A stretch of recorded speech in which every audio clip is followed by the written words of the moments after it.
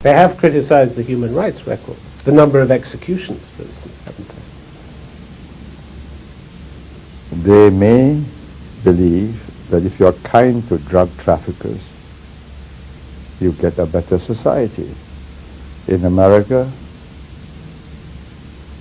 they're changing their minds and they're sending people back to death row. In Singapore, before you land, their hostess or the steward will announce that there are very heavy penalties if you're found with more than a stated number of grams of certain prohibited drugs. And if you still come in with a few kilos of them, which will destroy hundreds, thousands of families,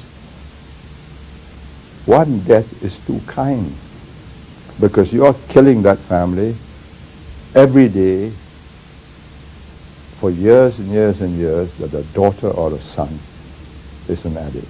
But the per capita rate of executions in Singapore is much higher than in the United States, Have you worked it out? according to Amnesty International. Have they worked it out Apparently. accurately? Per capita of what? Per capita of drug traffickers or per capita of population of Singapore? I am executing foreign drug traffickers. Let me tell you, the people who have been executed. Nigerians, because Nigerians are the most unlikely of drug traffickers in this Asian society. Dutch women traveling with African men. Dutchmen traveling with Chinese women.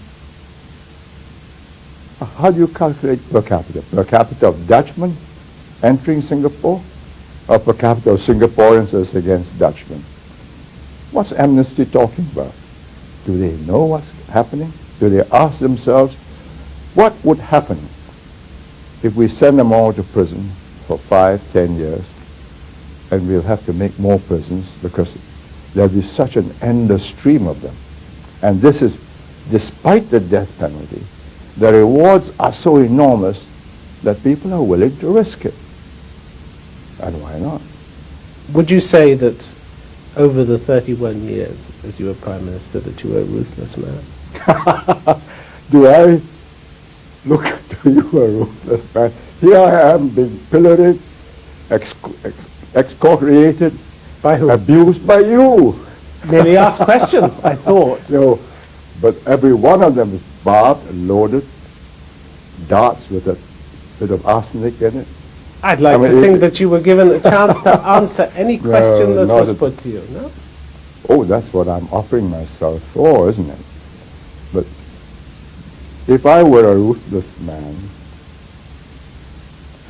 I would get you into a corner and say, now, let me ask you some questions. Why do you start with the assumption that your interviewee is always dumb and that you are smarter than him?